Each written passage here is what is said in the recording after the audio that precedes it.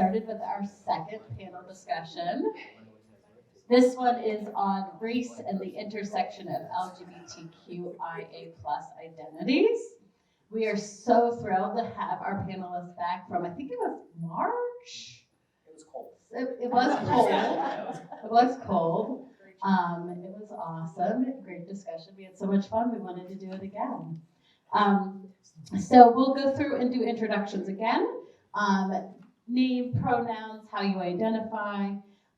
We could start to get, I think we'll start there, and then I'll ask the second part to that question. So name, pronouns, how you identify. Hello, I am Felicia. My pronouns are she, her, hers, and I identify as a walking demigoddess. I wonder if you just figure out this. Oh, I'm sorry. Right, okay.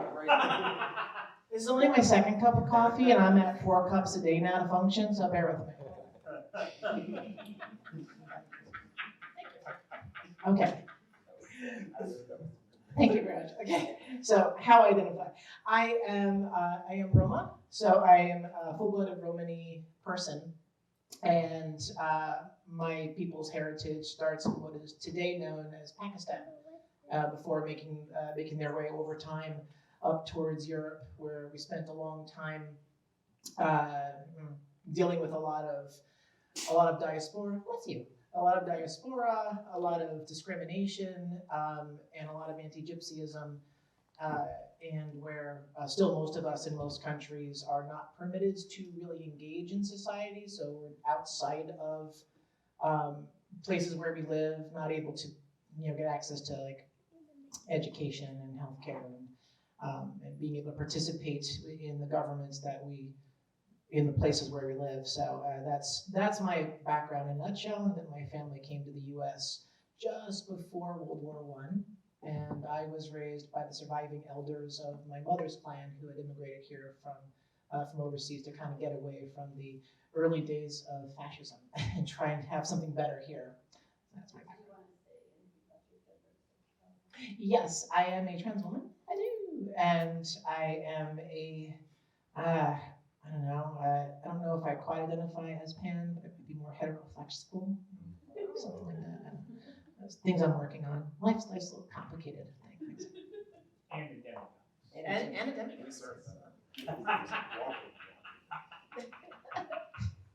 My name's Elliot Tang. I use the pronouns he, him, his. I identify as a trans man. I'm queer. For me, that means I love people for people. I don't, it's just a very nice blanket term for me to be able to say I'm not straight or I'm not just gay, right? Like I'm queer. I've been transitioning since 2016, so 6 years now. I am Asian American. I'm the first American born of my family. My family immigrated over here from Vietnam, but my mom's side of the family is fully Chinese. They actually got stuck in Vietnam during the war. They were silk traders, and so they couldn't go back to China. And so a lot of I honestly don't know a lot of my heritage, or as much as I wish that I did. My grandma we still speak. I speak Vietnamese and I understand it, I just can't write it. But a lot of my culture, for me, I feel like, is a mix between American culture as well as the Asian cultures, just because I was raised by my grandparents, have a lot of those deeply instilled values, those strict values still in me. But yeah, I'm very happy in how I identify and how I present myself. And honestly, if you use any other pronouns, I'm still going to answer to it. As long as you don't mean malice, that's just I respect what you're using. So. I am Tyson Crenshaw. I use pronouns he, him, his. I am of a mixed race. I identify as African American. I guess I would be considered hetero. Some hetero-flexibility. Some hetero flexibility. I mean, according to my friends, I'm pretty hardcore hetero. He's a man I know. Yeah. So, Yeah. I'm accepting it, but yeah, that's about all I got. He's a dad. Denzel Porteous, I use he, they pronouns. I identify as Black, queer. I really love the sort of definition that you use there. As an evolution of language, I step into that more because I didn't used to use queer, but I think I lean into that more now as I accept myself and understanding. I am clearly, I hope you can see, of the African diaspora. And so my family is originally from the Caribbean, born and raised there, moved to America. I would say that I'm deeply intersectional in terms of Caribbean culture and Black American culture. And that's a whole other story. I am also a dad. My daughter's in the back. I'm a husband too. I got married earlier this year. My partner's in the back. Yeah, those are great. Glad to be here. Just throw it. We're excited that we have technology in here, but we have one microphone, so. Okay, so I want to know a little bit about what your identity means to you. Just briefly, what does your identity mean to you? Okay, I had this problem the door had before. First one with the microphone. That's what you get for being married. Really, what was that question again? What does your identity mean to you? Identity means me. Not the walking dead. Not that one. I realize I'm gonna hear about that. I made sure. My identity has been something that's been hard won. So it's never anything that I was able to pin down in like one term. For the longest time, my default, if people ask me how I identify, I would say I am an artist because that is what I do, and that is the crux of what makes me me, right? Because I've been doing that my entire life, and I've been engaged in it professionally since before high school, and just all I've done is be engaged in the arts community forever. That's what I know. But a big part of my identity is being a Romani person, and we're a very closed, very tight-lipped community because we've had to be. I had a lot of those experiences of growing up. Don't tell people who we are. I had elders that said that we are Catholic on the outside because there's a lot of forced assimilation within our community. And if you're in the United States, there is a great deal of erasure, which is a huge thing that we deal with, is having our identity taken away from us. Romani people, so much of our culture, like clothing things, music things, dance, all of our close cultural things have been appropriated by other communities, almost all other communities, where they claim it as their own, but negate where it came from. And while they don't respect us in person, they've romanticized a lot of what they think Romani people are, which is oftentimes grossly inaccurate and over-sexualized in many ways. So it's a lot of what we deal with in the United States. Outside the United States, there is still active forced sterilization of Romani women. Our men are still actively hunted and unjustly killed. Our camps get burned. These are things that still happen now in most countries we occupy, which is what my family was fleeing in the first place, to try and get something better here. And we assimilated into Italian-American neighborhoods because that was the closest equivalent. As far as my ethnicity, I am predominantly Afro-Arabic because of where my mother and father's clans spent most of the time traveling. There's a small percentage of me that is a Gitana blend, which is a bit of Portuguese, Spanish, Italian, and Greek from areas where my mom's clan had traveled for the longest time. And then, of course, I'm just very much an American person. So figuring out what my identity was, especially when I came out as being queer and being trans, has been a process over the better part of a decade right now of me ironing that out and figuring out what does it mean to me and how do I contextualize it, right? Because, as a Romani person, I carry centuries of inherited cultural trauma, and it's like just generations of abuse and a lot of lateral violence. As an American Roma, I am perceived as having way more privilege than my European equivalent. And within the different countries we occupy, there is some like, well, you're not Roma enough because, you went to school, right? It's so closed. If you step away from tradition, you can be shunned right out of the community. So there is a lot of, is it okay for me to say this? Is it okay for me to say that? There's a lot of walking on eggshells. Me being queer and me being trans is an anomaly in the Romanate community because only, oh my gosh, I think maybe only in the last decade or a little bit more have there been Romanate people that have been attempting to assert their identity that is queer. It's very hard to find Romanate people who are openly transgender. I have some friends that identify as non-binary that got completely shunned out of the community for coming out that way. And what we're seeing to connect some spiritual stuff is that traditionally we came into, we left that part of India all being Hindu. And a lot of us, when we got into the Middle East, then became Muslim. And when we got into Europe, that would have been around medieval times. And the medieval Catholic Church was convert or we kill you. So a lot of us are like, okay, we are going to be Christian now. But as my family said, Christian on the outside, and on the inside, our beliefs were more of a blend, actually, of lingering Hindu influences and sort of a Muslimic understanding of Abrahamic faith, right? Going from Judaism all the way through, Muslims' take on their spirituality, and then Christian. And for my family, there was also a lot of folk pagan influences too, because of the area of the world that we lived in. And my family's ties into being a lot of midwives and healers and spiritual people in within our camps and communities. So figuring out exactly what my identity was has been a challenge, to say the least. So these days, I will oftentimes identify as a queer Romani woman, and I think that sums up a lot of who I am there. Thanks. Okay, and next. Thank you. I was trying to say it. Next question. What does your identity mean for you? So, I think my journey for finding out what my identity means for me was also pretty long.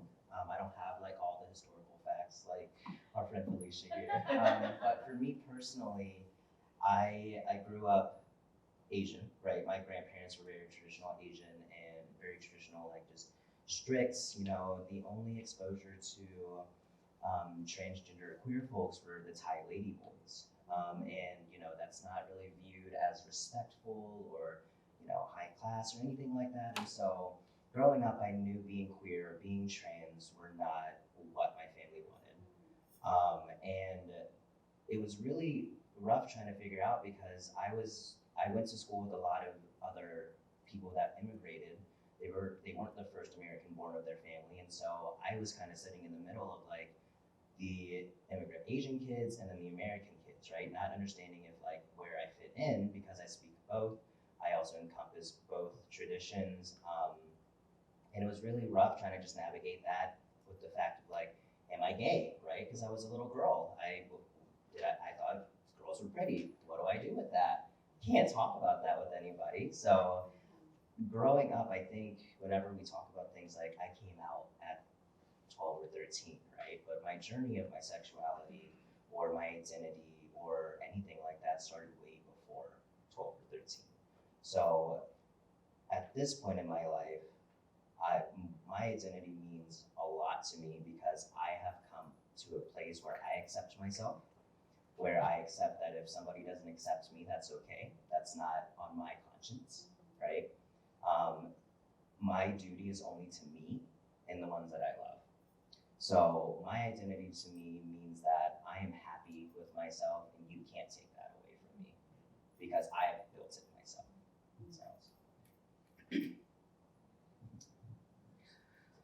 Well, following up with that combo of everything. So I guess I'm 53 years old. So, thank you. Coming out, finding my identity was quite a journey. So early on, as someone of a mixed race, that was a first step. So trying to figure out that identity early on in life was a big enough challenge. Especially I grew up in a very small town, Newark, and it wasn't common to see people that looked like me.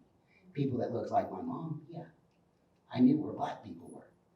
But everybody was making it clear to me that I didn't get to say just that. So I remember in middle school coming home and I told my mom, I said, Mom, I said, it was middle school, yeah. One of my friends today asked me what it felt like to be biracial or mixed. And I didn't quite understand that question. So she said, all right. She said, when you go to school tomorrow, if somebody asks you that question, you need to let them know that sometimes it itches and burns, but you take medicine for it.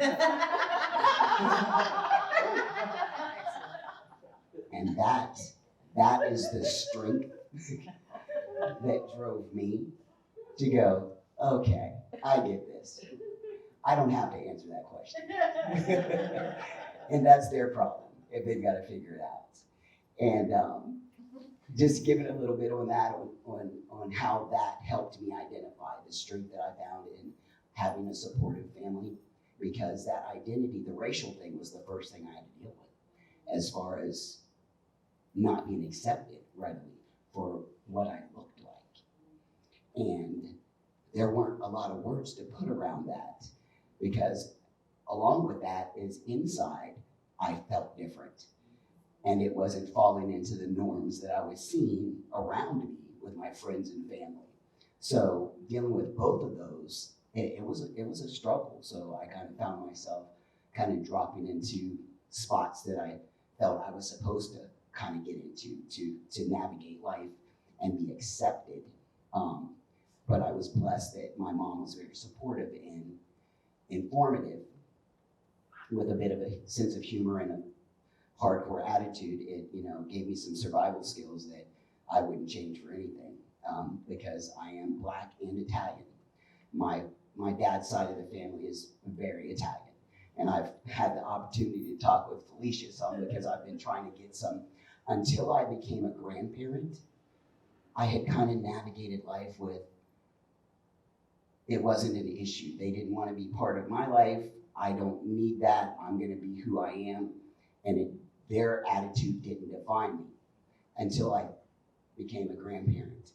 And all of a sudden, and actually a parent, but later in life, she decided that she wanted to know more about that side of her life, of who she was. And then even more so when my grandson came along, he became curious about, well, tell me about that part. What do you mean? What's that like? And I had no idea. I said, well, my dad was too scared. He was told that it wasn't okay to have that little Black baby, that little mutt. And they used a word, I think it was mulatto, mooly, something, a very derogatory term towards me, and is what I was considered, and he was threatened to be ostracized if he even acknowledged that I existed. So he became an alcoholic and died alone 2 years ago, because he didn't know how to deal with that. He tried to stay part of my life and give me as much as he could, but he wasn't as strong as he wanted to be.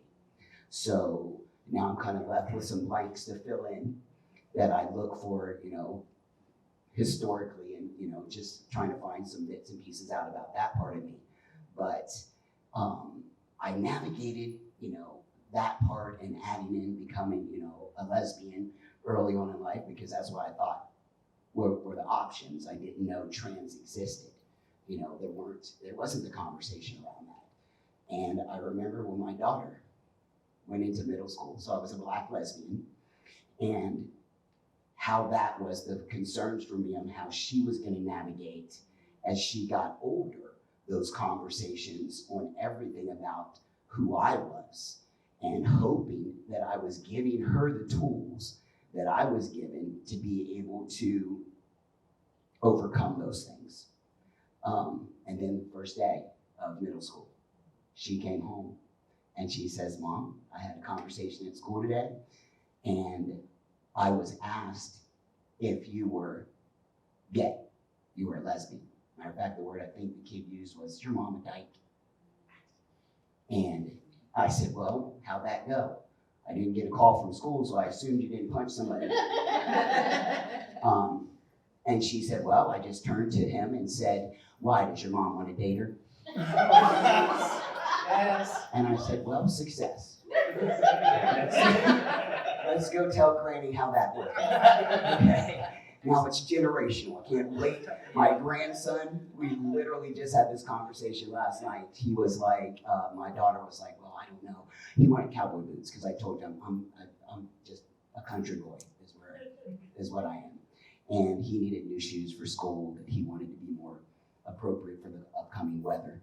And he told me he wanted some cowboy boots.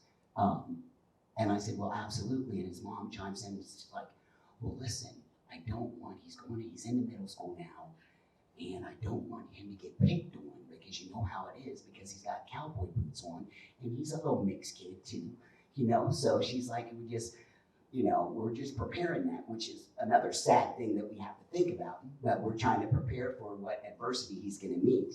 And he chimes in, he's like, no, I'm never gonna get picked on. And if I do, I got this. I'm just gonna throat punch him. Yes. So now we're navigating the boy side, two girls trying to navigate this. And now I forget that this little, he's my baby. So I'm like, well, it'll be my fault. We're gonna go get some cowboy boots and we're just gonna see how this goes. But I think those types of the support and the outcomes that I've seen, with just navigating the racial stuff has given me the tools to navigate my transness. Because there weren't those trans navigating tools when I was growing up. But unfortunately, it was the racial stuff that gave me those tools to navigate now as an adult. So I think I just like to identify and navigate life as don't mess with me. And your opinion doesn't matter until it pays my bills. So I've been blessed with that and supportive friends and family, and I don't know. I just will see how this story unfolds. Wow. I don't know. That's all I got. There you go, the Joker. No, wow. I think it's all the things, right? I think that I've said here, and I think ultimately the space is identity is personal. And I think it takes us a while to understand that identity is a personal thing, because as young people, identity is thrust upon us by those around us. And we live in that for the longest amount of time. And for me, I didn't step out of that understanding, or I understood that that's what happened, but I didn't release myself of that and allow myself to lean into my own identity much until after my daughter came into the world. Because it was a reality that while I had been living very openly and outwardly as a Black person, because that's just there, right? But as a queer person, that was something that was also part of my life, but not language that I used in sort of regular spaces, in spaces that didn't always welcome my identity, even in my family, right? I had been partnered before. She understands her stripe and her identity from the beginning, because that's not something that was done for me in my family. My daughter's also my foster daughter, right? And so there's at some point in time when I realized that I'll have to have a conversation with her to understand that there's an entire identity that she may not fully know about that I'll have to explore with her, right? The things that one day she may go to school and someone may say, well, you've got two dads, so where's your mom, right? Or where's your mommy? And these are things that I've got to explore with her so that she can have the right tools to communicate and talk about it and not feel less than or othered. Identity is such a personal journey and thing. I think even for me, as we talk about and learn language, you start to learn language that fits you, or a language that you want to really lean into. When I was growing up, queer was not a word that was used in my family. Coming from a Caribbean household, the youngest and only male in the family, I was definitely not going to be gay, definitely not going to be queer, none of those things. And so that was wrapped up in my identity as I started to understand who I was. I wasn't even able to start really thinking about my queer identity until after my mother passed away at the age of, I was 14, right? So there was, 14, 15 years of my life, and even more than that after, where I was like, this is not someone, I've been told repeatedly, time and time again, this is not who you are. This is not what you can be, And so, again, when my daughter came into my life, I didn't want to have her have any of those experiences of conflict of identity, of thinking that her identity came from someone external. Her identity comes from who she is and believes inside of her. And that's where I am today. The person that is sitting here believes in using the broadest of terms to define themselves as possible. I'm human. I'm a loving person. That non-binary, if that's a word that we want to use, the spectrum of identity, and these are all socially constructed things. So for me, identity is just a deeply personal thing that I no longer allow other people to have power over in my life. Before I ask the next one, I just want to acknowledge how vulnerable you all are being, how much I appreciate that. I don't want to take it for granted that putting yourself out here like this. I know you all do this in many different forms, and I just don't want to take it for granted how this can be hard for you. And I really appreciate you putting yourself out there for us to learn from you and gain whatever we can for you here. So I just don't want to take that for granted first. But this next piece, it's already kind of starting to come up, but we'd love it if you could talk about a time when you felt like these are my people, right? A time when you felt like you fit into a community, and we're curious about what made you feel that way, like you fit in, and maybe who made you feel that way, that you fit in the community. Back in business. So this was actually probably the only question I thought a little bit about before. So, and it was only because it was like, I don't think I can still answer that question fully. Because when I step into these spaces where I feel like I should belong, where I feel like these are my people, or I think they should be my people, and then something happens that makes me think, well, wow, maybe this is not my space or place, or maybe these are not my people. And that is hard. That is really hard, because each and every day that I get up and say, what am I doing? Like, what is the purpose? What is the point? If I don't, and maybe it's a continual search for my people, I don't know. But I think when I've created a family, right? Like, I've gone out and sought out people, quite literally, who I've chosen and who have chosen me to be with me, and literally my family, right? Like back there, like they've chosen that space to stay there and be with me. And I think there is happiness in that. Like, I'm happy to be at home with my family on the sofa and not having to deal with the rest of the world and having to think about how they interact with us or what they think about us, right? And as you share the intimacy of how we share on the stage, like I love that, because it connects me and makes me feel like in this moment, these are my people, right? Because I listen and I hear the things that you all say and how you express yourselves. And I think these are the people that I want carrying this message out in the world. We may not sit down together each and every day and see each other, right? But there's this deepness of these are my people in the message, right? We may not connect on every other thing or every aspect of every other thing, but I think that's that's reality. And maybe, right, I might sit here and say, okay, well, they've got different loafers on, so maybe those are not my people. And that's, I mean, you know what I mean? Just to simplify it in that space, but I think it goes back to that deep, for me, sense of when we sit around and share these personal moments, and I can see the intimacy that is there with them, it makes me understand that these are my people, right? So when I'm making space and fighting for queer identities, I don't know, I may not agree with all of them, but I hope that within those spaces I'm fighting for people, that there are people who believe and share and are open like these people on the stage, because we need more of us doing this work, but just simply living our lives so that other people can see it's okay to be that way. So I don't know. I still struggle to find my people. I think my people becomes this deeper, intimate connection of thought, belief, and value than anything. Yeah, I think that's so profound because I think it's like a mission. You know, we do find these spaces where, you know, we may not eat together every day or hang out every weekend, but when we can come into opportunities like that, that does define our people and the people that I work with, my team. You know, this is not only my people, but my team that goes out there and makes a stand and shares, and those vulnerabilities that we share so that someone coming behind us can do or feel better. And I think just as far as my people go, gosh, I remember my first Pride after I transitioned.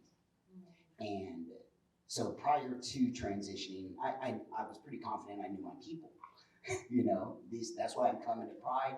Pride is an event that you're like, yes, it's going to be the majority, not the minority. I can be me. You know, it's just a time to just kind of relax in who you are. And I'm standing on the side waiting for the parade to go by.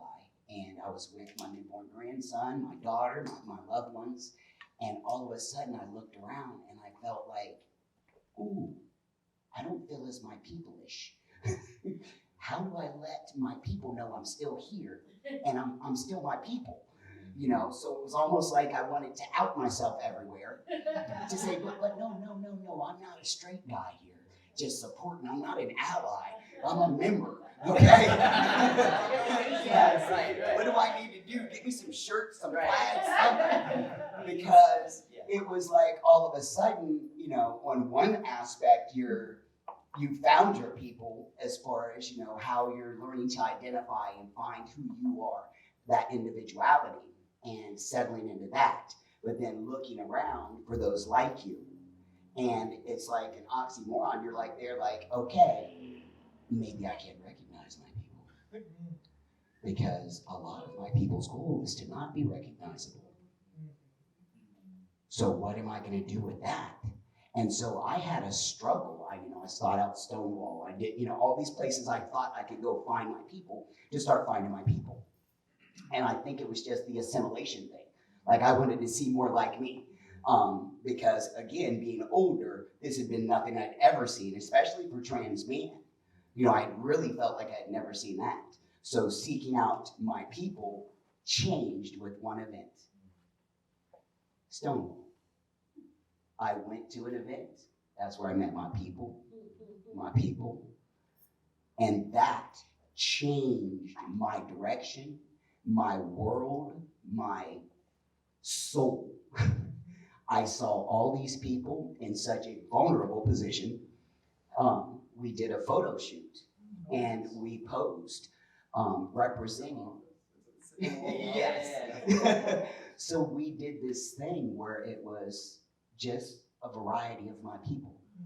And I saw all these different individuals that had this particular mindset of, I'm going to be me. And that might look different to me than it does you would think, or that person would think.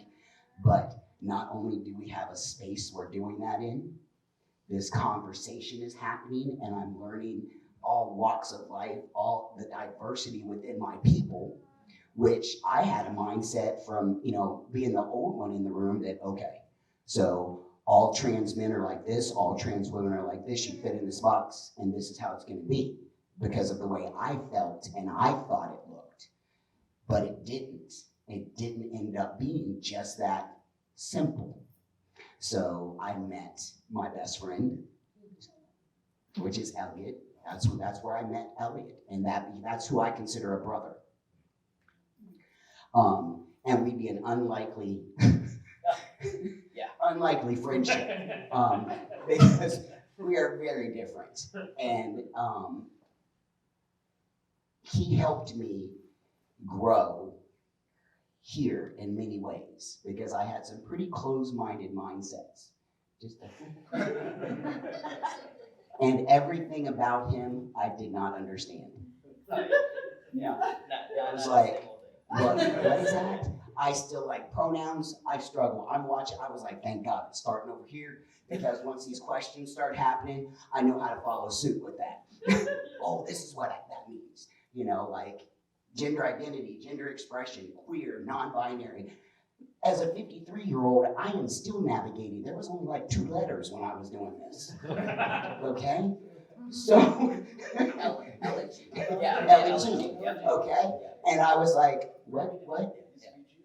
I had to find some resources, people, to help me navigate how not to embarrass myself and offend people in my own community when I'm navigating conversation, which they still want. They call them handlers. Yeah, I have handlers.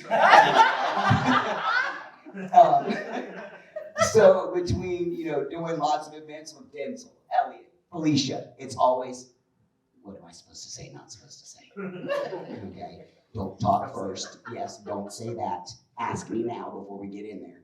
And so that's how I've kind of found my people. And my people look way different than I thought they would ever look. But before I pass it off, one thing I do have to mention is a mistake that I made was thinking that my blood family wasn't going to be my people. And I did exactly to them what I didn't want done to me. Of course, my mom is going to always have my back. She loves me unconditionally. Everybody may not understand how she navigates that, but she's also 70 plus years old. So everything she does is out of love, not out of any ill intent.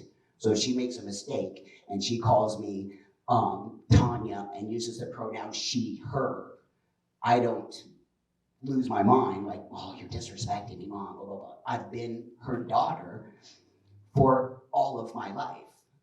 I chose that transition. She didn't. So I have to offer that grace with her.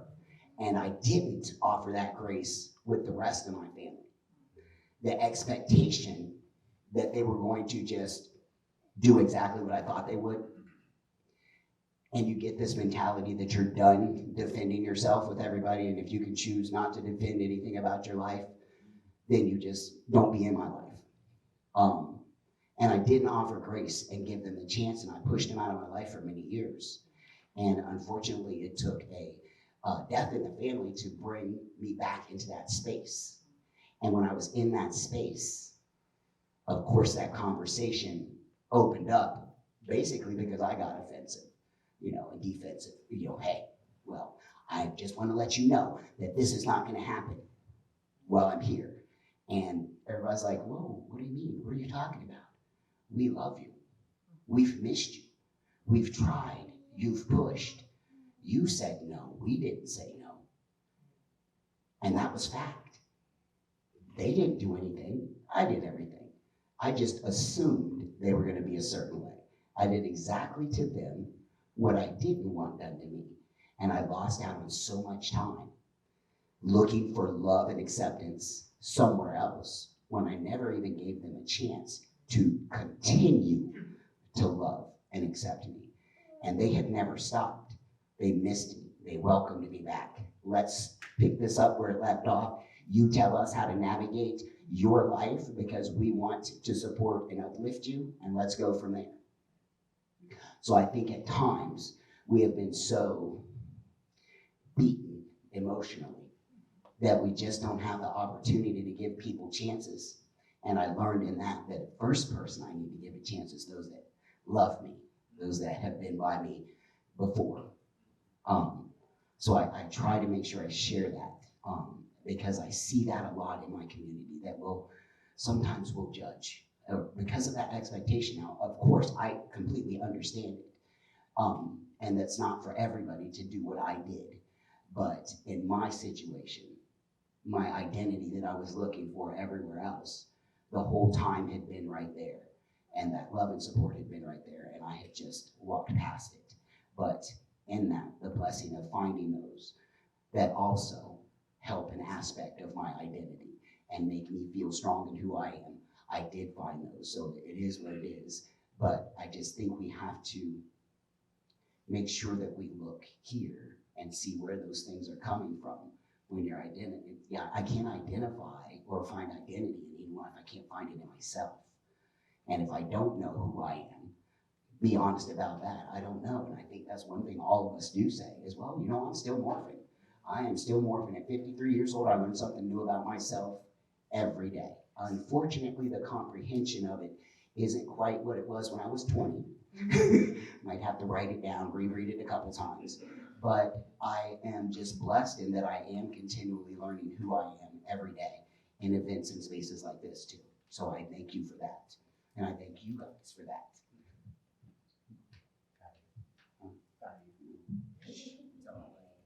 I'll try. This does not need this one. The moment that I had, these are my people, I think for me, that's a journey. I think I have that thought a lot, you know, just because there's a lot of different aspects of my life, you know, with my sexuality, my identity, but also like just with my people, right? And I think we grow up thinking my people are gonna look like me, just like you guys have said, right? And I always try to look, well, there's no Asians. There's not a lot of Asian community here. There's not even a queer, like a huge queer community here or a trans community here that identify as Asian. And so for me, I've had to really shed the expectations of my people are gonna look like me, they're gonna sound like me, they're gonna have the same ideas as me. We're all human. We're not all gonna agree. We're not ever going to, you know, all be on the same exact page of every single sentence and punctuation and everything like that. So for me, moments like this, these are my people. You know, moments like Tyson, my partner, and I just went to a cabin we hung out. Those are my people. The event that I met everybody at, it was a collective of, wow, these are the people that are leading this very visible, like, resistance, right? Like, we are visibly being ourselves, even though society is saying you're not okay. They keep coming with legislations that you're not okay. You can't be who you are. And so these are my people is very much so a phrase that I keep in my head of like reevaluating, reflecting on people in my life. It's ever evolving, just like I am. The right people will be in my life at the right time. And I think that's a beautiful journey because I've seen so many other people in my life that have been my people but aren't actively in it. You know what I mean? And I know that not everybody's permanent. And I think not expecting them to be permanent will give you the grace to be able to let go of those expectations of them. And so really, whenever it comes down to my people, I kind of have to lead with that grace of, these are my people. They might not be here forever, but that's okay. They're here right now because they need to be here right now. And they want to be here right now. So I have the these are my people moments a lot, just because I try to practice gratitude towards the happenings in my life. So I also have to say that these are my people moments didn't really start clicking for me until after I transitioned. After I started feeling more comfortable in my identity and who I was, because like you said, your identity comes from inside, and if I can't accept me for who I am, I can't lead with that love and that grace. Ooh, that's tough to follow. You're so grounded. I love that about you. It's very inspiring. I'm very chaotic if I don't ground myself, so I hide my crazy. Yeah, You know, you gotta hide the crazy. You can't show everybody the crazy. I've tried to hide the crazy. I can't. The best I can do is have a strong leash on it. Yeah. Back. No jump. Yeah, you know, what everyone has said about journey, I think is really true. I did an art project for myself a little while ago that was kind of an expression of this idea of it being a journey. You know, there was a little written piece that I did. I called it my patchwork life, and then I laid down on the floor and had Gwen trace me out on a big piece of paper, and I made a collage of all my family photos that went back to like the 1800s, where there were a group of like, you know, poor roaming refugees with an American flag behind them going, yay, we're leaving this country to go to we're Americans, woo, you know. And all of that covering on this, and it was to show that, you know, there's this idea of fragmentation, this idea of having your world shattered and having to pick up the pieces and put them back together, and that process in and of itself is beautiful. That process of rebuilding and identifying and creating something that is still beautiful out of pieces is something that in and of itself is a big part of the journey and can be beautiful. And I was inspired by it actually because there's actually a Japanese pottery approach where you got to, and I forget the word because it's out of my head at the moment. The lexicon is only halfway loaded right now. Almost halfway. Yes, it's. I think that's it. Kitsugi. Yeah. And the idea is like if you've got a piece of pottery and it breaks, it would be repaired with gold solder.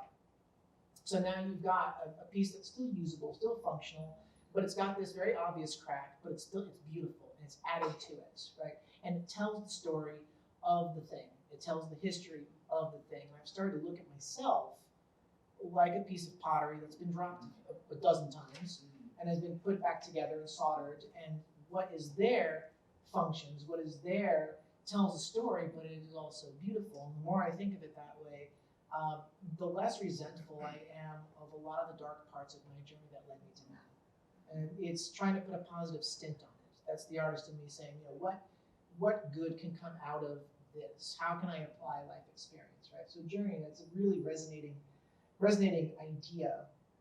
And then talking about being vulnerable, I just want to say, like, I love the experiences that we've had, you know, as friends, you know, because when you're vulnerable, it's a gift you give other people to also be vulnerable back, right? And that's real important. We talk about giving grace to people and hoping for grace in return. And I think a lot of us on this panel have done our fair share of like giving grace and hoping for some back. But as far as like finding my people, loaded questions abound. As a lonely person, finding my own people is very complicated because we're a very closed community, for one. For two, there's a lot of lateral violence. You know, if you're not, our cultural norms are referred to as Roman intent, which is our, like, the aspect of our family that is our heritage, and it has like some bylaws, you know, certain things you do and don't do within the community. And so from one clan to another, there might be some variation and you may or may not fit. Sort of like the sibling rivalry, you might have a different Christian faiths. All believe in the same God, all believe in Jesus, but do you believe in my version of Jesus? Oh, okay, so not really part of the same tribe. And it's a tribal mentality, a clan mentality, and it's something that's very deeply human way back in our lizard brain before we started wearing sneakers and building houses out of wood. And it's just something we carry, you know. And I think it's something that is always going to pop up to some level or another, this need to find who our people are. I had the problem growing up, and you said, I made notes, you said these words, and I hadn't heard them in a really long time. I grew up being called a mutt and being called a muli. The full word is muli young, and it has to do, I think it loosely translates into dark skinned, if I remember that right. And it literally means eggplant. So that tells you a little bit of something about it. Most Italian Americans are actually Sicilian descent, and Sicilian people are almost predominantly Afro-Arabic because of colonialism, right? They were Ottoman Empire occupied Sicily for hundreds of years and then got outed out by Papua New Guinea, and you had the Moors come in, and they were there for 3 centuries, and then in the late 1800s, Italy said, nah, we want this place because it's got a really nice, you know, it's a nice place to vacation. And they're like, okay, it's a now part of Italy. Everybody out of the bar. You know. So in the Italian-American community, there was a pecking order depending on how pale-skinned you were. And if you weren't, you were the bottom of the pecking order in those neighborhoods. And then my family assimilating into Italian-American neighborhoods because also Afro-Arabic, and we felt like, well, we look like these people. These must be our people. But I would get called out for being Roman. You know, hear a lot of gypsy slurs, you know, thrown at me, which is, you know, it's not a word we encourage people outside the community to use because it's you know, we just say don't use the G word, please, because it has so much trauma attached to it, so many years of oppression attached to it. and the idea of appropriation, all of that convoluted in there. So most of the time your people were your blood family. Those are the people that you had. And I would commiserate with friends in high school. We were all like first and second gen kids that were being raised by immigrant members of our family that found each other, and we would just have a lunch table, and here was Rob, whose family came from Singapore, and here was Keith, whose family came out of Iran. And it's like we all had these little different things. And we would compare notes. Mostly it was whose mom was crazier, but because ethnic moms. Oh my gosh. Woo. Anyway. And what so many things of dealing with. Like as I was growing up,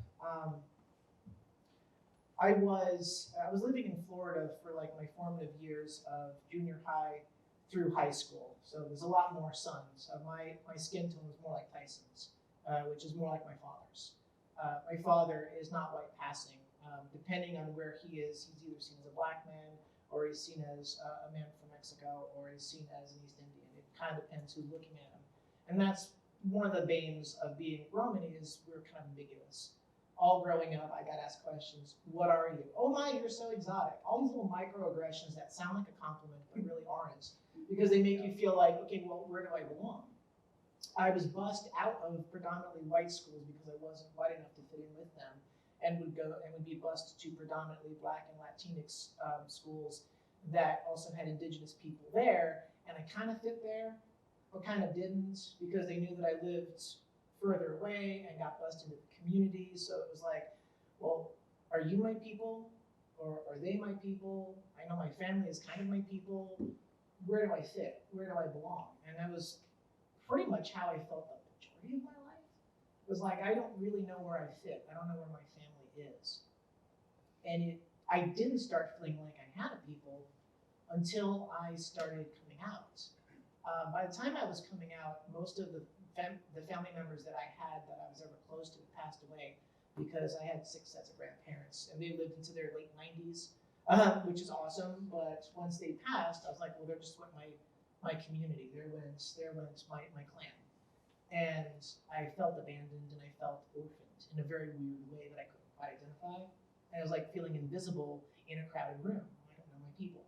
I don't know where I fit. I'm not really accepted here. I'm not really accepted here. I'm too much of a blend. And culturally, we come from an outsider culture. We have a word. The word Roma, as in like our people, Romani people, it just means literally the people. And Romani is women, and Roma are guys, and a lot of people know it as Romi or Romani, right, which is sort of like everybody.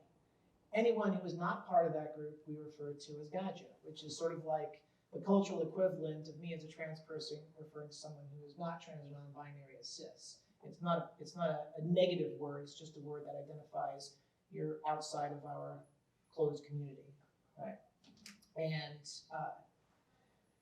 so when I started coming out, I was like, I want to really embrace my cultural heritage, because I made a promise to my elders to keep it to myself and within the closed community, because safety, right? I came out of this place of like, I was told stories of great uncles that had been hung in trees in the old country before coming here. How like many of my younger cousins had been stolen away in the night and put into orphanages. We don't know what happened to them. How many of the women got put into sex trafficking. It was just bad all around, and we had to get them into the U.S. So figuring out who our people was always a little complicated, especially if you factor in, Ellis Island. But when I started coming out, and I started like, okay, I am no longer bound by that promise, so I'm going to be more public with my ethnic background and my heritage, because I'm proud of my heritage, and erasure is a big deal. And I think like I have to fight that as much as I can, especially in the community here where I know like 2 other Roman people. I'm like, oh, you too, fantastic. We need to get coffee.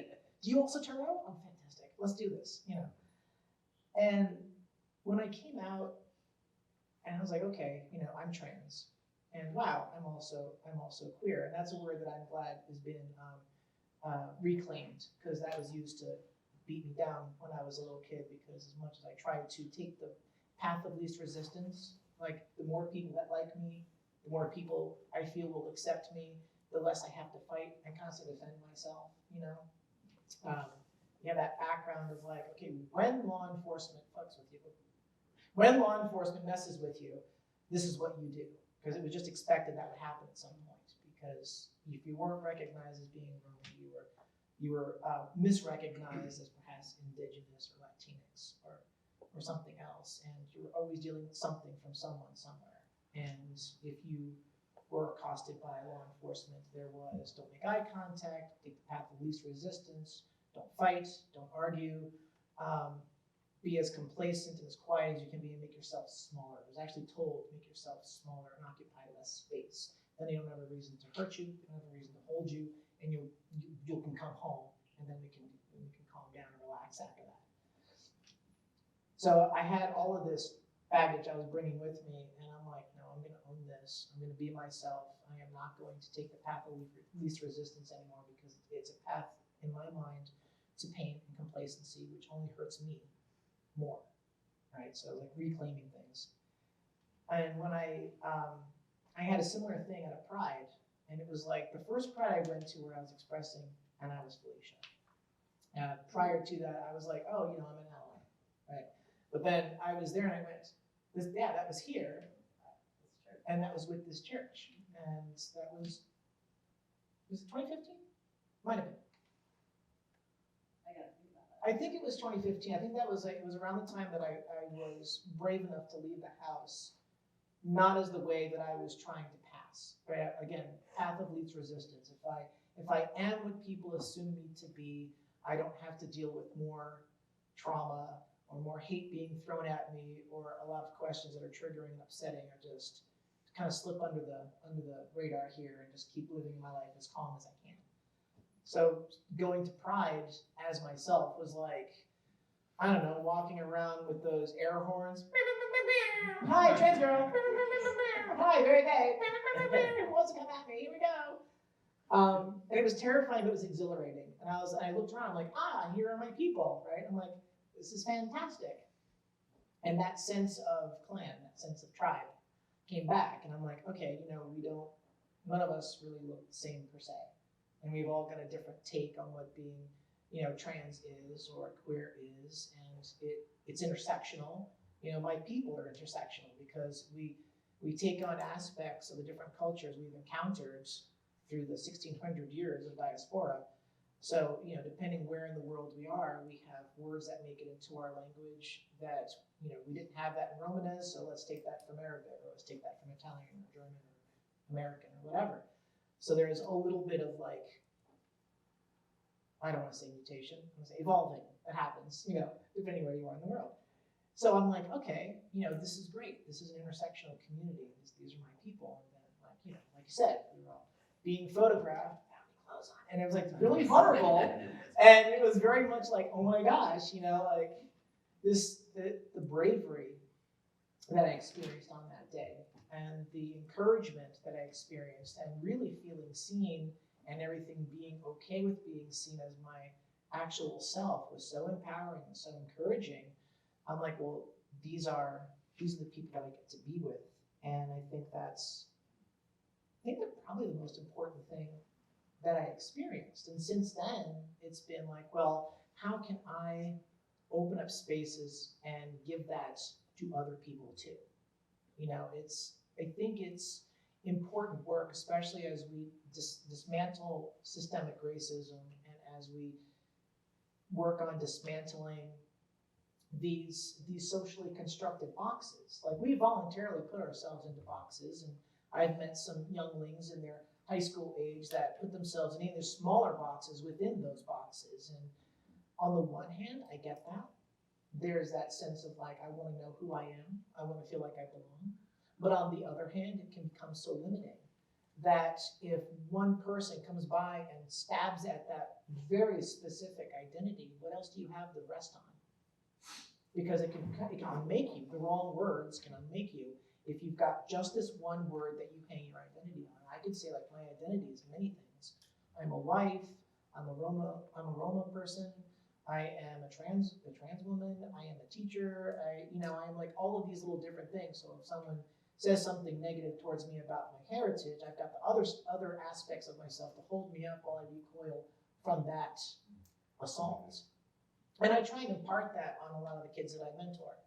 I'm like, yes, it's great that you're defining who you are, but don't let that be the only thing.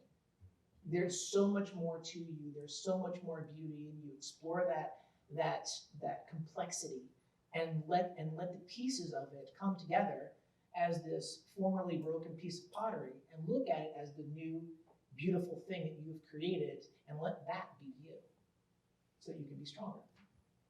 I'm gonna switch up.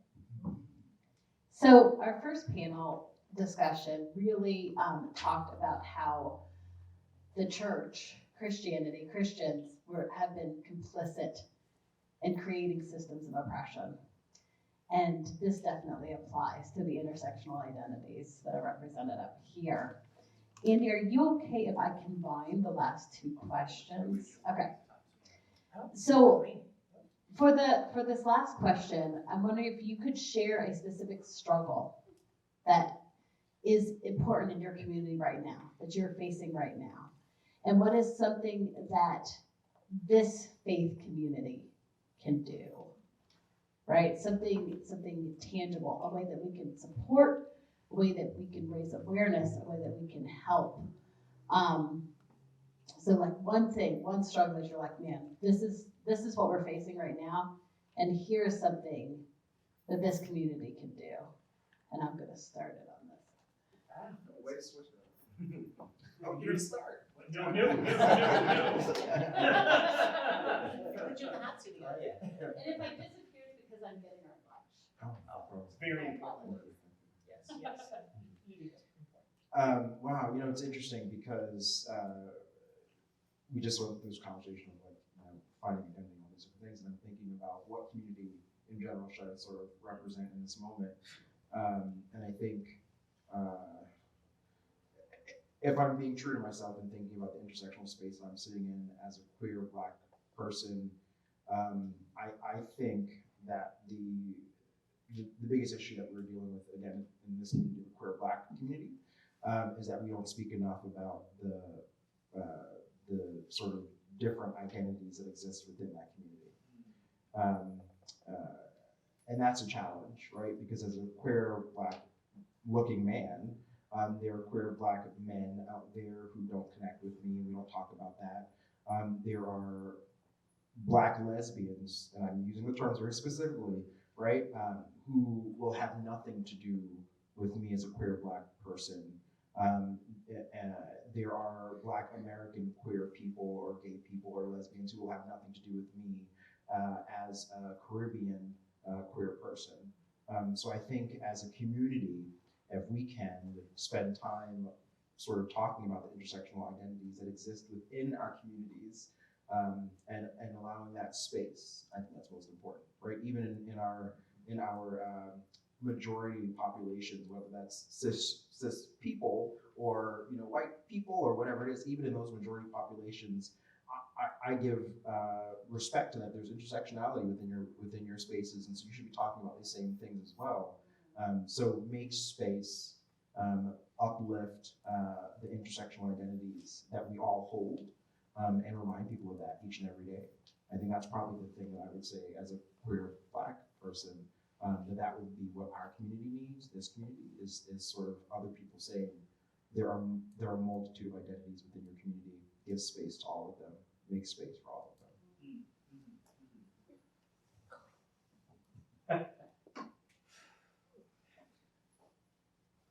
So that's what I wanted to say too. Just say this. I think one of the things though, real quick, that I when we were coming to this space, that kind of hit me this week, and it was sorry, usually it's just the opposite. And it was definitely something I wanted to speak on. So I have to kind of bring that out there because I'm a parent. So all the stuff going on with these babies, and it will upset me. So I think your identity changes a bit when you become a parent. There's that side of it. So I don't think I notice, you get so used to racism that I've navigated my life a certain way, and it becomes normalized. I expect this. I navigate this space safely, this space more comfortable, and you don't realize how predominantly it still exists until you have babies in it. And they expect everybody to just be nice, love them, not see color, gender. They are very innocent in that. So I recently had an incident with my spouse. I call my bonus babies. So they're bonus babies. They're not my biological children, but they're bonus babies. I had a daughter biologically, so I raised a daughter, which definitely navigates different than boys. I haven't decided which I'd rather. However, we had a situation where there's one of the boys he just turned 15 last week. So he's at that age. It's just an ugly age. If we could just skip one to out, it'd be great. And they're at that age where they can go to their friends on their own around the corner. I can walk around the corner. My buddy lives around the corner. Mom, is it okay if I go? Mom says, okay, he goes. And they'll push, they're pushing their boundaries at that time. You say be back at 9 o'clock, at 9:05. I called, I promise I'm on my way. You should have been on your way 20 minutes ago. So he's late and he's coming home and he's walking. And we're waiting and she's fussing because he's late. He comes in the house and he is covered in sweat. He breaks down into his mom's arms and just bursts into tears. And I said, what did you do? What you do, what's going on? You're about to get in trouble and we're already on the sympathy train. But what happened was, and as soon as he stopped hiccup crying and could get his bearings, and at this point, we're like, what is wrong? And he starts telling us how, as he's coming home, he was running because he was late. The closer he got to home, the more scared he became that somebody was going to identify him as a black kid running after dark, and the danger that he heard us saying, because never in my life have I ever prepared myself for navigating a conversation with a child on being scared of death by law enforcement or anybody else, because we live in a predominantly white neighborhood. Worthington isn't known for a lot of diversity. And he said the faster he ran, the more scared he became. And he couldn't stop. And he was running home, and he broke down when he got in the house, because during that time, it hit him that, oh my God, what if somebody thinks I did something bad and stops me, and I'm killed because of that, when I'm just late running home? That changed everything about our parenting. I actually called my mother because, she's tenured. She's been raised 5 of us and seen a lot. So I said, Mom, how did you, I was raised as a daughter, so wasn't familiar with those conversations that she had with my 2 black brothers on how to navigate their lives as black men. And the way it hit me watching this 15-year-old boy break down in his mother's arms over one of those conversations that they blow off with their parents, like, oh, you're just exaggerating. That's not real. How it became so real and scary to him coming home at that moment, I don't know how to navigate that further. And the reality of that's real. I don't know, why do I have to do that? I have navigated life, majority of it was a Black woman. So it was still navigated. Now, I think we've talked about this before. I have to, every once in a while, rethink how I'm navigating as a Black man because I wasn't prepared for that.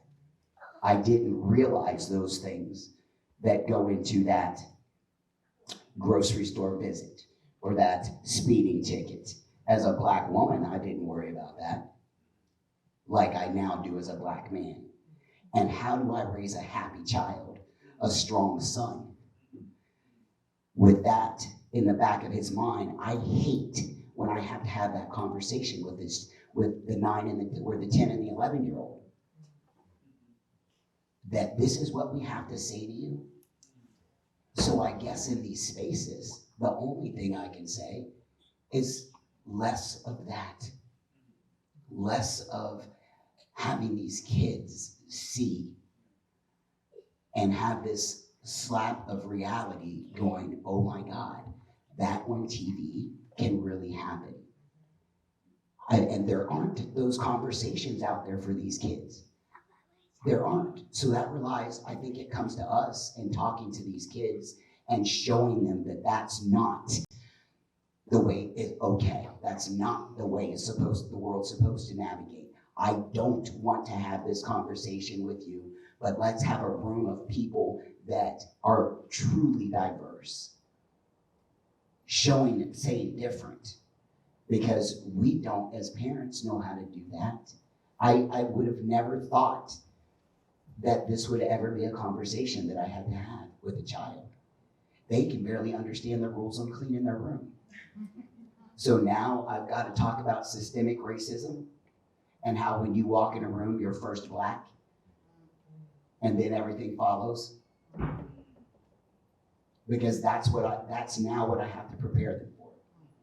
And I have no idea how to do that. And I'm getting angry that I do. So I don't know what that looks like. I don't know how fixing that looks. I know as a parent how I don't want it to look. So if we can start talking about that generation that's coming into the world, that's where it stops in these younger folks and the mindset that they have and the things that they're seeing in the world that they live in. Because it is tumultuous times right now with this political climate and the things that they're seeing. And how are we supporting them? Because I look at how I was supported by my elders and what that difference was in my life about those things. So I guess that's what I would say is look at what we can do at these next generations and knocking down some of these barriers and making the world look different. I know that's kind of cheesy and all, but I mean, it's the best I can say with that.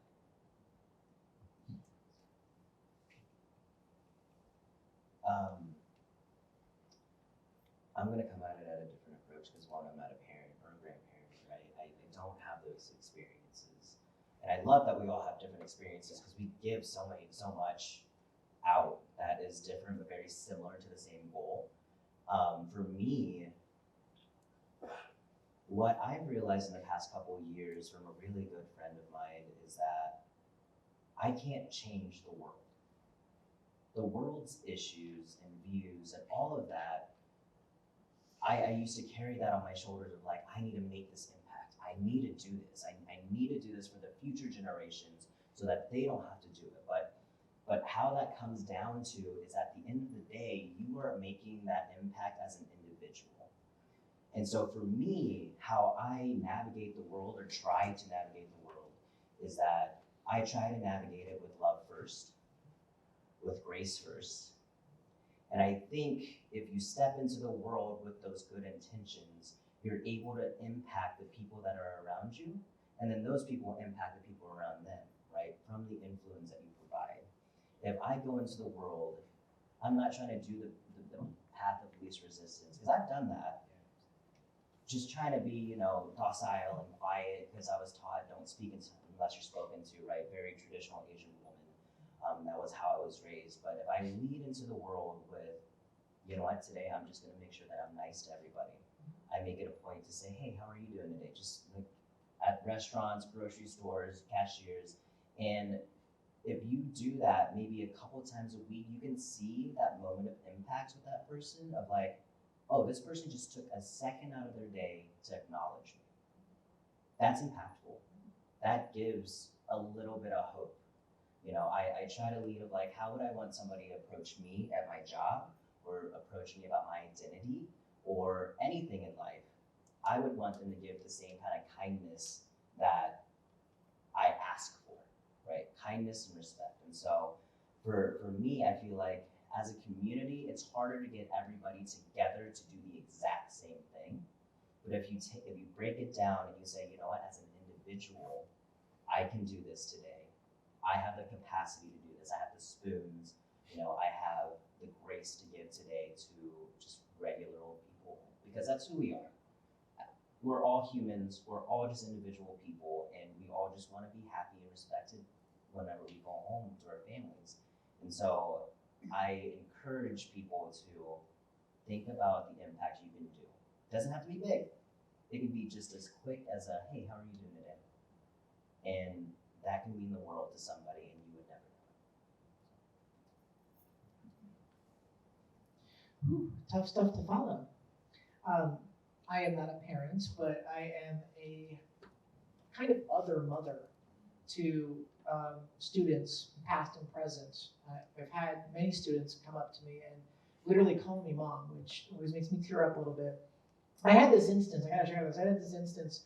I taught at the Columbus College of Art and Design for about 6 years, and I openly transitioned at like the 4-year mark, 3-year mark, something like that. I was teaching there for a while, and then that teacher did not come back and was replaced by Felicia the following fall. And they're like, oh, go girl. And that was interesting to navigate to begin with. But what I learned from that experience was being visible.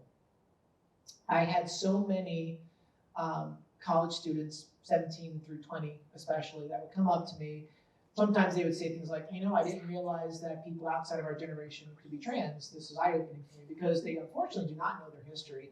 A lot of people in the LGBTQAI plus community really don't know the work that's happened so far in our actual history, and it's on us as elders to be like, yes, we've actually come pretty far. What you've got now is awesome. We still have a ways to go. Here's the baton. Good luck to you. Love you. Bye. Passing on that burden. Yay, inherited trauma. Go, baby, go. But I saw that just my mere presence of being someone who, I'll rewind a little bit, specifically being transgender, maybe in the last 20 years, it's been in vogue to not be stealth. And being stealth just means like, there was an enormous amount of gatekeeping. If you were someone that realized, okay, I was assigned male at birth, but I'm actually a female person, what do I do? You had these ridiculous hoops to jump through to get into therapy. And then that therapist would decide if you were worthy enough to potentially go into something medical. And you almost had to sign these contracts. If you're going to transition, you're going to have to transition all the way to that other binary, and you're going to have to slip into cisgender society and reinvent yourself, or you can't do it. A line in the sand. That was the attitude through like 2002. Not that long ago, really, in the scope of things. So now there is, we had everything with the internet. You had people that are turning 30 and 32 now that at the time were like, well, that's not good for me. And they started these online forums and these communities, and they started talking with each other and started developing a more robust language to describe what they were experiencing, what they're going through. That's why we have transgender. That's why we have non-binary. That's why we have these smaller categories under the big umbrella of here is trans.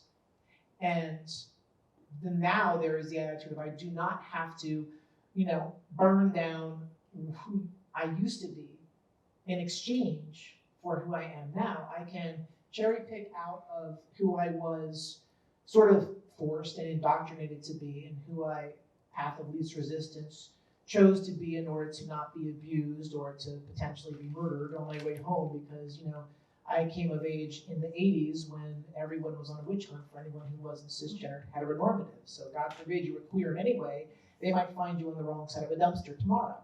And at 12, I was terrified. I would go home crying, afraid that someone saw my femininity, saw my transness, despite my efforts, and that I wasn't going to see tomorrow.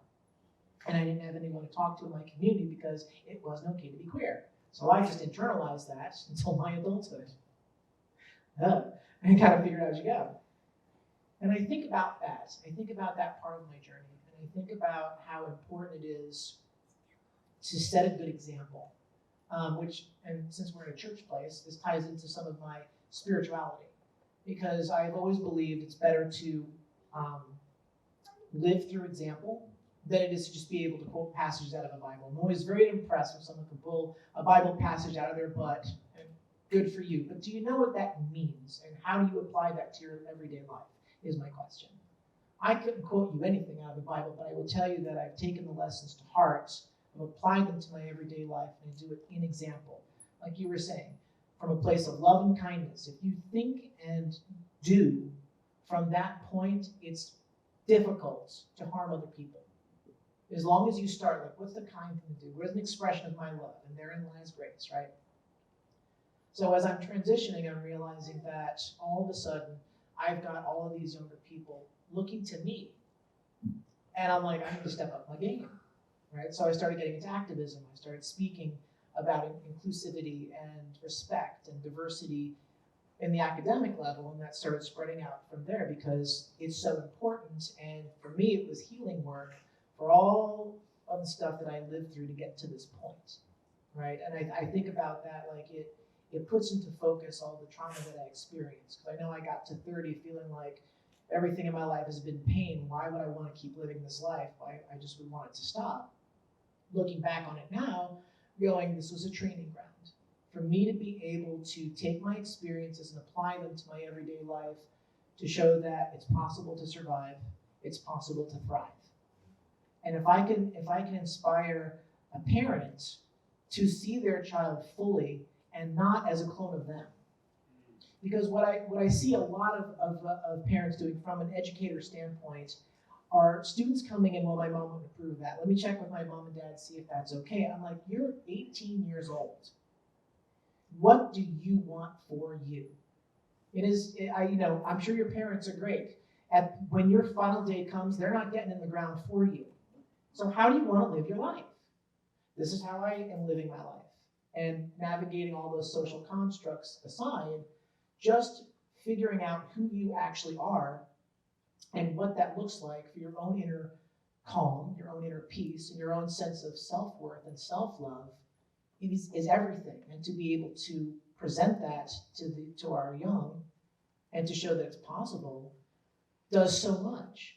Like I work a lot with teenagers, and people like you're very successful with teenagers. Why? Like they're gonna ramble for like an hour and a half about 2 or 3 things they're passionate about. We had one kid in the group here, Star Wars, just on a blue streak on Star Wars. And at some point we'd be like, okay, you've got 5 more facts about Star Wars you can tell me, and then we're done for the day.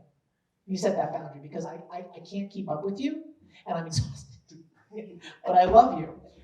The next week, follow-up question. Hey, about that thing you were talking about, how did that go? Meant the world to this particular kid because, one, came out of the fostering program and felt very unheard and underappreciated and invisible. Knowing that some adult person listened to them and followed up with them meant everything. It's the little things. We talk about microaggressions, but there's micro love and there's micro respect that you can do. Basic things. Follow-up question. How's your day? Oh my gosh, that really looks great on you. Or, the simple basic thing of like, oh, it's nice to meet you, teen person. I'm Felicia, she and her pronouns. I had a 20-year-old cry after my class because I was the first adult in their life to ask their pronouns when I met them, which feels like basic respect. But when it doesn't happen, you feel unseen, unloved, and unappreciated and invisible. And feeling invisible when you're in those formative years is an example to me of what hell is on earth. Because what is your life then if no one seems to care? And if you're never seen, how do they find their people? So I try and show them, I am your people. These are your people. You are gonna struggle. It's gonna suck. You have dark skin, you have a whole lot to deal with. And you're also trans, and you're also non-binary. There's other shit. Sorry, there's other stuff. And I can't say that it's going to be great. I can't say that it's going to get better, but it can get better. And at the minimum, you have this whole group of people that have gone through what you're currently going through and are making it. That's why I talk about visibility. Like if they see a trans woman who is an educator, who is out there being visible, it encourages those who are afraid to leave the house and say, I can do this too, right? Because and I feel like that's the best way to combat this, at least in the now. Obviously education is super important to not pass on our bias. We talk about privilege, and I had to explain to a cis white guy what privilege was. He was like, I don't know what privilege is. He's like, I'm like, oh, okay, hang on a second, I'm like, okay, you have a master's degree, you have educational privilege. Have you ever gone to bed hungry? No, you have food privilege, right? You make $130,000 a year, you have financial privilege. Privileges abound, and as it happens, you are a heteronormative white man. You also have racial privilege and you have gender privilege. You're at the top of the pecking order. And usually the people with the most privilege don't recognize that there's anything going wrong in the world. And it's the rest of us, they're like, hey, buddy, hold on a second here. A, B, C, D, these are the things that are happening to me. And so I always come at it from a place of education. And the best way is to encourage adults to unpack their own bias, unpack their own trauma, and give them a safe space to do that without judgment, because there's a learning curve. And at the same time, try and talk to parents about, okay, maybe you've got these certain issues here. Don't put that weight on your child. Let your child figure out for themselves who they are, what they need to be happy, and just support them, whatever that is. If your child comes to you and says, hey, I'm 7 years old, I know I was born a boy, but I'm actually a girl, I want to use these pronouns and this name, the appropriate response is some equivalent of, whoa, okay, that's a lot to take in. I may take a moment to process that, but I love you, I'm here for you, and we're gonna figure this out together. That's an appropriate response. That's not indoctrination, that's just seeing your child for who they are as an individual, loving them unconditionally, and helping them build the tools they need to figure it out, because at the end of the day, it is an individual's journey to figure out how they navigate their life within their racial group, their ethnic standing, their economic standing, and their potential LGBTQAI plus identity. That's a lot for a lot of people to have to grow up with. So I would say that the best thing that we can do is be there for our kids. And I say that because right now the State Board of Education is trying to circumnavigate Title IX. If Ohio ignores Title IX, not only is that bad for anyone in the queer community, but anyone who is not white, like specifically white, is grossly affected, because it takes away that equal opportunity vibe that school has had. That you can't be discriminated because of what your religion is, or what your background is, or what your income is, or your color of your skin, or who you choose to love, or how you choose to identify. That's something that, when we say, what can we do? All of us in here, if we have respect for the future, if we care about children, we have to make sure that we leverage whatever our particular privilege is to help the next generation coming up to have it easier, so that when they are in our place 20 years from now, maybe their kids don't have to deal with this crap. Or if they do, they're much smaller bumps, because it's a slow process to dismantle, rewrite, and sort of age out of bad things into new things, because the old stuff will linger. So that was my little soapbox thing on what we can do to try and help this be better. On on the school board resolution, they are, they're meeting next on Tuesday and Wednesday. They're voting on that resolution on Wednesday. If you, really short-term piece of action, we put it out on our, if you get our congregant blast, you'll see a link to, we kind of put a statement out there, we don't support this, King Avenue is behind this, vote no. There's also a link there to I forget which organization it is, but they put out a page with really actionable steps for what you can do. If you want to submit comment, it's due by Sunday. But actionable stuff that you can do on that specific issue. Just wanted to put that out there, that we have those either in your congregant blast or you go on our website, the ribbon at the top, there's one tab, LGBTQ+. If you go to that, navigate there, you'll find that link there as well. But I believe lunch is ready. So we want to thank these panelists as well. Oh, I'm so sorry. Let's do a few questions, and then we can lunch. Is that okay? Questions. We'll also have lunch, and are you all staying for lunch? I can't. You can't. Okay, so any questions right now? I just wanted to say I've always prided myself on not being discriminatory toward any individual that looks differently or acts differently. But what this has shown me, there's so much under the surface that you're just blowing my mind. I mean, I'm not a discriminatory person, but I'm so surface. But you've shown me all the trauma that you've had to go through your life that I had no idea. And I really appreciate all your comments so much. Thank you. Thank you, Jerry. Any other questions, comments, anything else? Everyone's very hungry. I was gonna say. There we go. Yeah, everyone's very hungry. All right, so like the last one, if you do have questions, this isn't going to be the last thing that we put together. So keep those, bring them up, keep thinking about that, keep stewing on that. But let's thank these panelists. And so we thank you all so much for being here. And again, opening up all of that vulnerability. I know that can be really hard. You might probably need to go off and recharge. But we want to thank you all for being here so much. Let's pray for the food before we eat, okay? Let's pray for the food. God, we give you thanks for the hands that made this food, the hands that delivered this food, and the path that brought it to this table. We thank you for the people who came here for both panels and all the vulnerability and the truth that they shared with us, and for this sacred space that we have here today, God. Bless this food and bless the community we have here today, God, and the rest of our day. In your name, amen. Food is in the